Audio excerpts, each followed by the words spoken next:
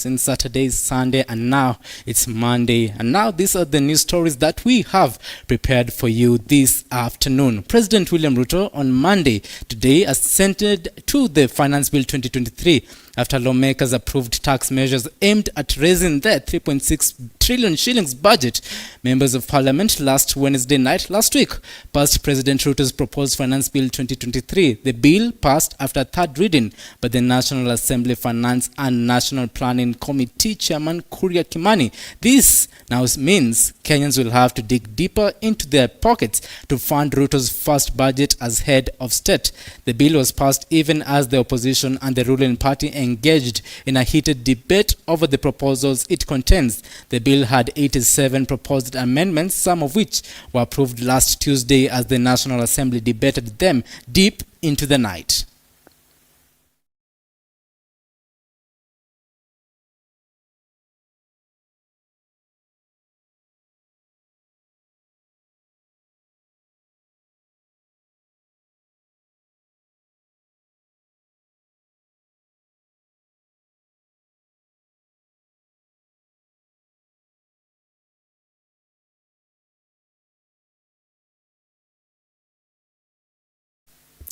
Right now, the governor of Narok County, Patrick Ole Ntutu, has supported the passage of the finance bill, stating that it is important in strengthening the economy of this nation.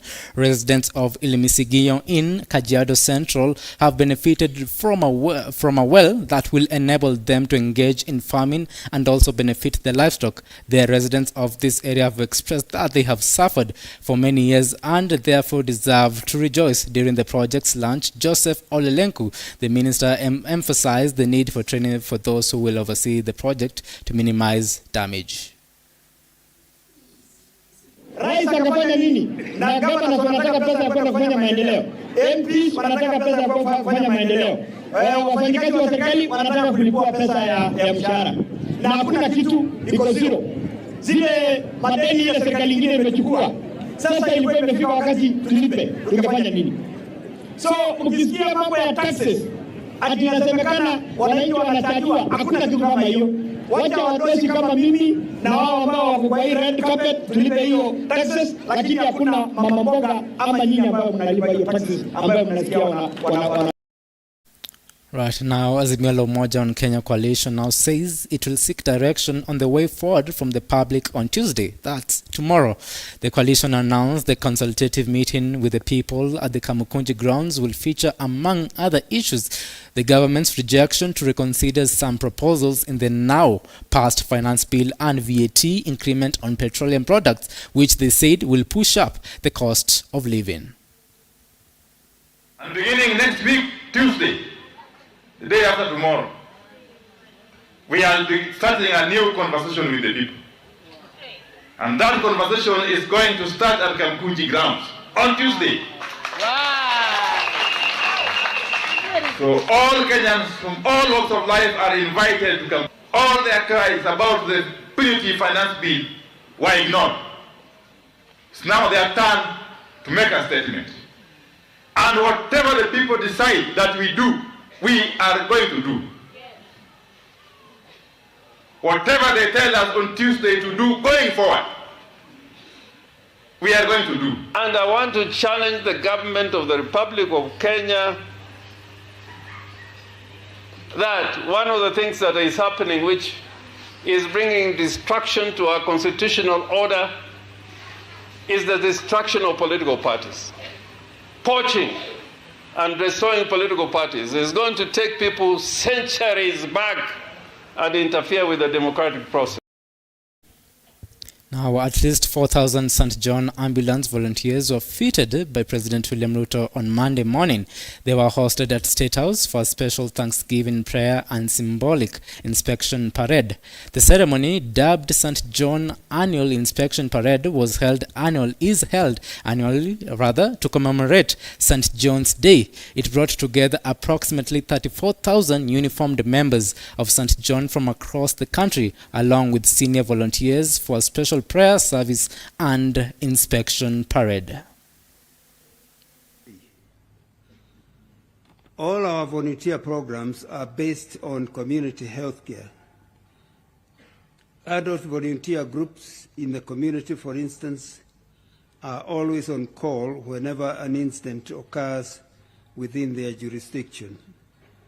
This means if a call comes through to our emergency number at the headquarters, we call these adult volunteers in the community where the incident occurs and dispatch them to respond faster, even before ambulances and other agents get to the scene. And we discussed and agreed that we make time and organize for you to inspect the parade, which we are indeed very happy that you made it today. Your Excellency, St. John Ambulance plays a critical role in the health of this. As it has been elaborated by the Chair of the Council, they provide emergency services. And that is what makes a difference between when an accident occurs and when the patient is restored. So I'm indeed happy to report to you that since we came into government, we have been working very closely together. And Your Excellency, we now have a tripartite memorandum of understanding between the St. John Ambulance, the Kenya Medical Training College, and the Ministry of Health, where they are working together to train a number of St. John Ambulance people to be able to carry out their practice as first responders. And that the values of selflessness and service to others has become very remote. The existence of the St. John's Ambulance and over 26,000 volunteers breathes some fresh air to us as a nation, that there are indeed people out there who want to look out for others, for the good of others. I want to say to all of you, congratulations for being part of that team.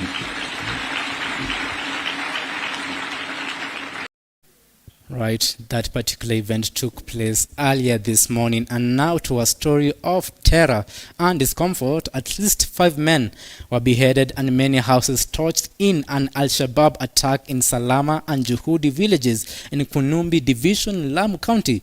Witnesses and police said the attackers raided the villages at around 7:30 p.m. on Saturday, dragged the victims from their houses and tied their hands and legs with ropes behind their backs before executing them. The victims of the Saturday night attack are all men, including a Form 3 student from Bakania Secondary School identified as Barak Hussein, aged 19. Witnesses and police said a group of over 30 men armed with guns, machetes and knives struck early in the evening. The witnesses said the men wore military regalia when they descended on their homes. They then ordered those present to lie down and not to raise alarm. Women were led to different rooms and later let free. The attackers slaughtered the 5 and later stole some food items, chicken and goats before setting a store ablaze. Nyumba wamechoma. Hakuna kitu, wanateketeza kila kitu. Kwa hivyo tuko na huzuni. Sasa tumeishi kuishi kulala kwa mirangi, kulala kwa mikorosho. Sasa tena tutarudi tena pale. Hii ni kitu wakinajilundia kila mwaka, kila mwezi. Na tunauliza tutaishi hivi mpaka lini? Right now, President William Ruto now says his government's decision not to borrow to pay recurrent expenditure has borne fruit, saying the government has paid all monies owed to the county governments. The president, who attended a church service in Kajiado County together with his deputy Rigathi Gachagua, says his government was not going to engage in careless borrowing of loans, as this is what got the country in the mess it is in. At the same time, the two leaders urged the opposition, which had threatened to go back to demonstrations starting this Tuesday, to put the interest of the country first. Last week, Azimio Coalition said it was going to go back to the people in demonstrations to force the government to bring down the cost of living. Nyumba wamechoma. Hakuna kitu kama miezi 3 mwanzo wa mwaka huu wakaniambia umechelewesha pesa yetu, county national government ina sabotage counties blah blah blah. Lakini mimi nikawaambia ile kitu siwezi kufanya ni kwenda kukopa beyond ile pesa. Hiyo mambo ya zamani ya kukopa pesa kiholela mimi siwezi fanya. Hata kama tutangojea another 1 month, wacha tungoje ndio tukusanye ushuru ya Kenya. Sasa walikuwa wanipigia kelele 6 months ago. Leo nimelipa pesa ya counties yote. Hakuna county inadai mimi hata shilingi moja. I have paid. This week I have paid all the money. Sio kama tunaelewana. There is no single shilling county inadai national government. Last year walivuka na madeni ya counties.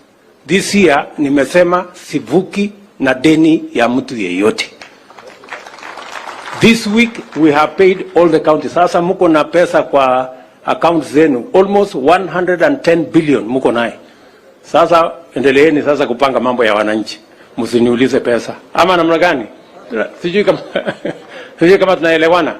Lakini lazima iwe na mpango. Kama ningekubali ati niende nikope kiholela zitungezama. Bana, mimi siwezi kubali hiyo maneno. So tukubaliane. Kwa barabara siku ya Jumanne tumewakaribisha. Hakuna shida. Si barabara ziko tu, kuna bahali zimeenda. Kuna bahali zimeenda. Bora tu wasiharibu mali ya Mkenya. Hiyo tu. Hiyo no go zone. Weka sufuria kwa kichwa, piga kelele, muende nyumbani jioni. Lakini mali ya Mkenya, hapana, hiyo haiwezekani. Si lazima tuambiane ukweli. Lazima tuambiane ukweli. Hii mali watu wanatafuta na shida mingi. Kwa hivyo nyinyi mkuja mpige kelele, kifika jioni muende pumzike, mjiangalie kwa TV jioni, kwa sababu hiyo watu ya TV hiyo wataonesha. Hiyo wataweka mpaka live, your excellency. Ile ya kuharibu mali ya watu, hiyo wanaweka, wanafuatilia, wametoka hapa, wamefika hapo, sasa imeharibu tia gas, ndio hiyo wanaweka. Lakini mambo ya maendeleo.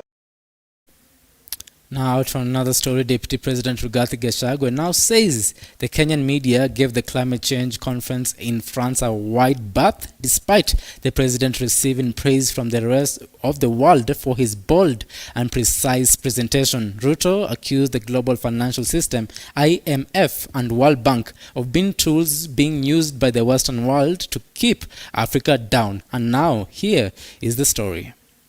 President William Ruto received cheers, claps, and admiration during his global address in Paris, France this week. While addressing thousands of youth on climate change and financing, in every sentence the head of state made, the young scholars clapped and cheered, showing warmth and love. The climate crisis is getting worse every year, with millions losing their lives and livelihoods to drought, flash floods, heat waves, cyclones. Ruto took on the West and Bretton Woods institutions in Europe, insisting that its relationship with Africa must shift. In a round-table meeting during the Global Financial Pact Summit in Paris, France, the president called for the re-engineering of the engagement between the West and the international financial institutions to make them more responsive to needs of Africa. What the taxes France is paying, the taxes Kenya is paying in the current setup, those are national issues. We need a financial transaction tax at a global level where even countries like Kenya pay. We do not want anything for free. You will pay more eventually because you have a bigger economy. We will pay commensurate to our economy. And we want those resources controlled not by IMF and World Bank. Because IMF and World Bank, you have the final say. We don't have no say. We want another organization of equals, where you have as much say because you pay, as much as we do because we also pay. That's the organization we are looking for. And that is why we are saying we need a new financial architecture where governance, where power is not on the hands of a few people. We can agree on the multilateral development financing institutions. The international financial architecture is not sitting pretty. UN Secretary General said on this podium this morning that there are countries that are paying 8 times in interest what the rest are paying. He was actually referring to those of us in Africa and largely in the global south. We're paying 8 times. And that is why our being in debt is not by default. We were set up by the system to be in debt. If you are paying 8 times, the chances of you being saddled with debt are 8 times higher than the next person. So how do we get out of this? Our suggestion is that before his speech and boldness endeared him to many African Renaissance campaigners. Back home, Deputy President Rigathi Gachagua tore into the media for not giving focus on the happening in France. Nikushukuru wewe. You spoke for us in Paris. We were proud as Kenyan people, as African people, and you spoke very well. Hata hawa watu wetu wa press hiyo hawezi tangaza. Umesugumuza kila mtu amesimama. You could even have given some time to that one. Lakini mzuri wa siku hizi iko hii mtandao. Social media hii tunafuatilia kila kitu. Hata msipoandika tunafuatilia. Now, therefore, we want to encourage Your Excellency to continue speaking for Africa, to continue representing this country, so that you can make us proud as a continent, as a nation, so that even the world can see we have also leaders of substance. Kwa hivyo sisi tumeshukuru sana kufika hapa, na mimi sitaki nisidishe kutoka hapo. Nataka tuseme asanti, mlitusaidia kwa uongozi. Wale walishindwa na wamesema watarudi kwa barabara siku ya Jumanne, tumewakaribisha. Hakuna shida. Si barabara ziko tu, kuna bahali zimeenda. Kuna bahali zimeenda. Bora tu wasiharibu mali ya. Now, thank you, Fred, for that report. Now, moving on, members of county assemblies have vowed to stay put until the Salary and Enumeration Commission reinstates their salaries and benefits. MCAs countrywide have vowed that they will not approve county budgets until their demands are met, threatening to paralyze operations and service delivery in the devolved units. They have also hit at Deputy President Rigathi Gachagua for asking them to be content with the current pay, as the government has no money to review their pay. Ambazo Deputy President alifanya, sisi tukakuwa kama waheshimiwa, tukakuwa very sad, tukakuwa chini, ni kiongozi wetu, lakini hakutuambia kwamba tuvalie masufuria, tutoe nguo. Tunamwambia Deputy President, sisi ni watoto yako, kwa sababu wewe ndio mwenye devolution, na baba huwa hatusi watoto yako.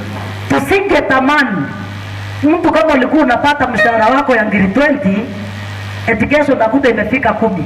Nakwambia ya kwamba mshahara yetu hatutaki kuongezewa. Hatutaki bururu kutoka treasury. Tunataka ile pesa ambazo ziko kwa budget ya assembly. Ile indikator ndio tunafanya nini? Na Now, the Siaya County government has initiated a project for irrigation of farms in the Lower Nzoia area, which is expected to be completed by September, enhancing rice farming in the Usonga region. Furthermore, plans to accelerate the construction of a rice processing plant are underway to ensure that the county benefits from the agricultural sector. Governor James Orengo has emphasized that this is the strategy to ensure that Siaya County's products meet market standards within the country and compete with other counties involved in agriculture and production. Siaya, our aim and objective is to use agriculture as the anchor for value addition.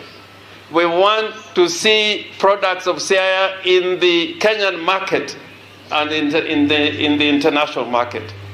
We want rice produced in Siaya and packed in Siaya, ready for the supermarket.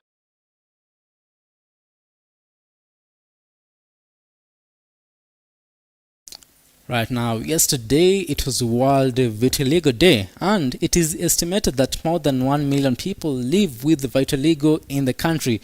Even though many are compared to persons living with albinism, the difference, according to experts, is that those with vitiligo, an autoimmune condition, form white or light patches on their skin in different parts of their body.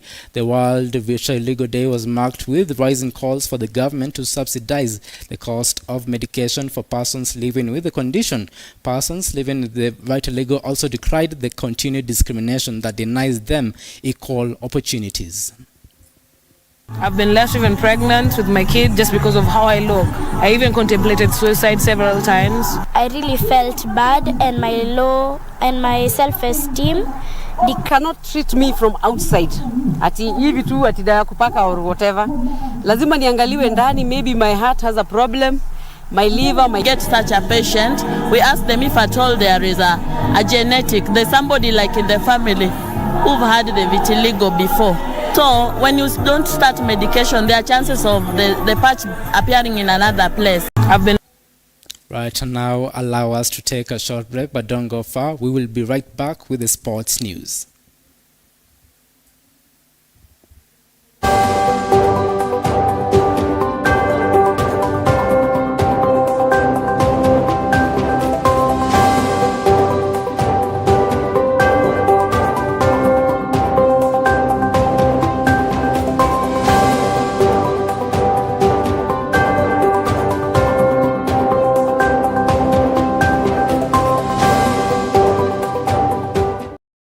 Through the morning rush and the buzz, find a voice you can trust, a voice of reason, a voice of direction, and a voice of hope.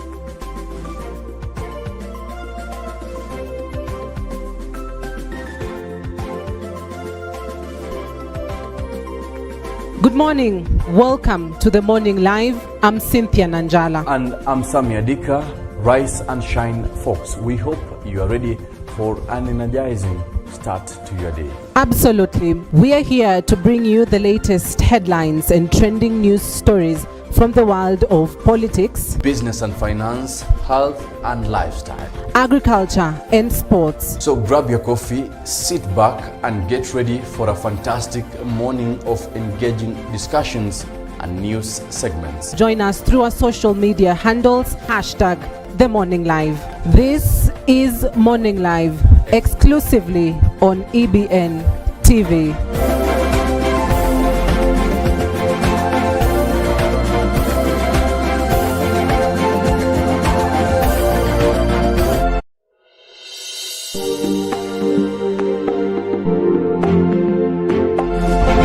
You are watching EBN TV, transforming your world.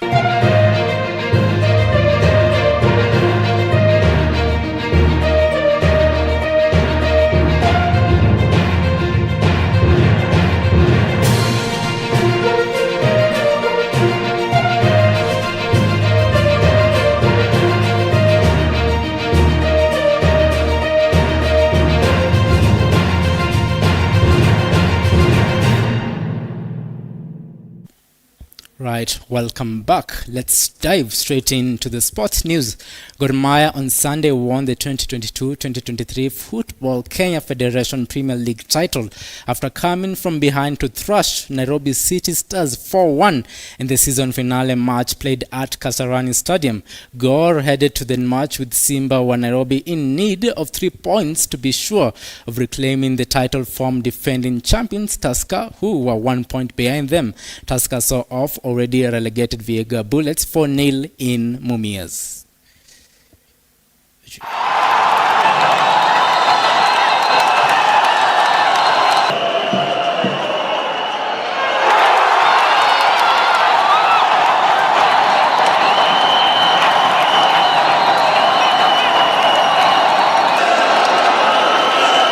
Kwanza nataka kuwashukuru sana mashabiki wetu, wamejitokeza kwa wingi na huu msimu wametuonyesha ya kwamba Ni mashabiki wetu sugu na nawashukuru sana kwa kutupa support na nafurahia wamekuja tumesherehekea pamoja. When the season started, we as a team we had our goal, and our goal was to take game by game, and at the end we knew that we were going to win this title.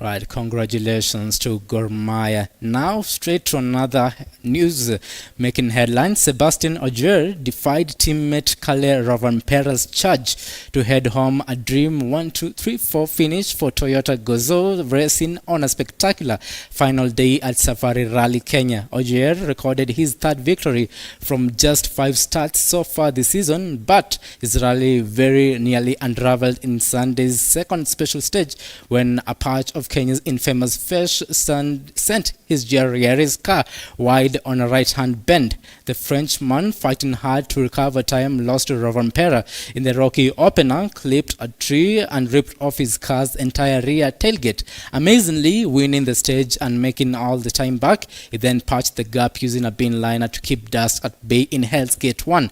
More permanent repairs in service did not extinguish the drama, however, as all 4 Yaris crews completed the penultimate blast with dust-induced overheating engines. Ogier, one of the hardest hits, saw his lead whittled down to just 9.2 seconds before the Wolf Power Stage finale, where the 8-time world champions run was again far from clean, arriving at the flying finish with a cracked windscreen. Kenyan Defence Force.